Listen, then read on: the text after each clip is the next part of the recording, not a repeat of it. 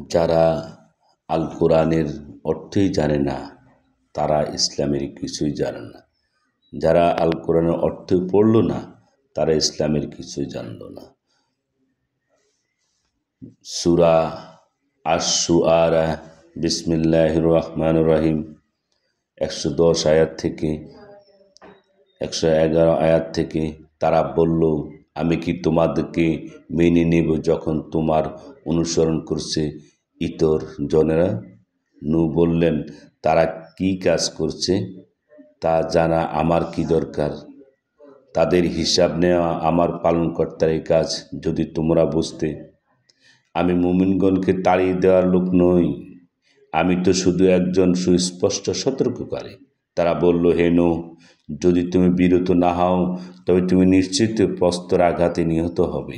নূহ বললেন, হে আমার পালনকর্তা, আমার সম্প্রদায় তো আমাকে মিথ্যাবাদী বলছে।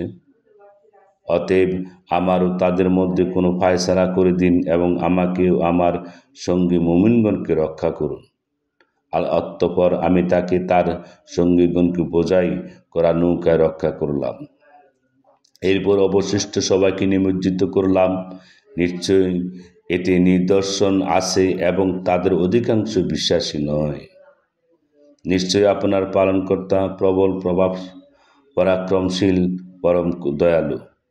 আদ সম্প্রদায় পয়গম্বরকে মিথ্যাবাদী বলেছে। তখন তাদের ভাই হুদ তাদেরকে বললেন, তোমাদের কি ভয় নেই? আমি তোমাদের বিশ্বস্ত রসূল।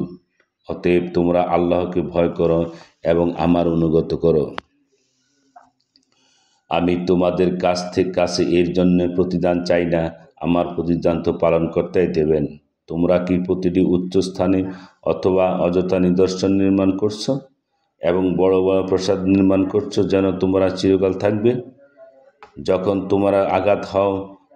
তোমরা আঘাত হানো তখন জালেম ও নিষ্ঠুরের মতো আঘাত হানো।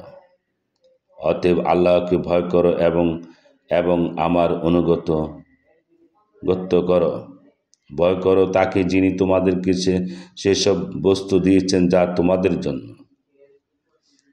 তোমাদেরকে দিয়েছেন চতুষ্পদ জন্তু ও পুত্র সন্তান এবং উদ্যান ও ঝর্ণা।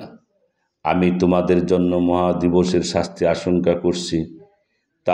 তারা বলল, তুমি উপদেশ দাও অথবা উপদেশ নাই দাও, উভয় আমাদের জন্য সমান। এসব কথাবার্তা পূর্ববর্তী লোকদের অভ্যাস বই নয়, আমরা শাস্তিপ্রাপ্ত হব না। অতএব তারা তাকে মিথ্যাবাদী বলতে লাগলো এবং আমি তাদেরকে নিপাত করে দিলাম। এতে অবশ্যই নিদর্শন আছে, কিন্তু তাদের অধিকাংশ বিশ্বাসী নয়। এবং আপনার পালনকর্তা তিনি তো প্রবল পরাক্রমশালী পরম দয়ালু।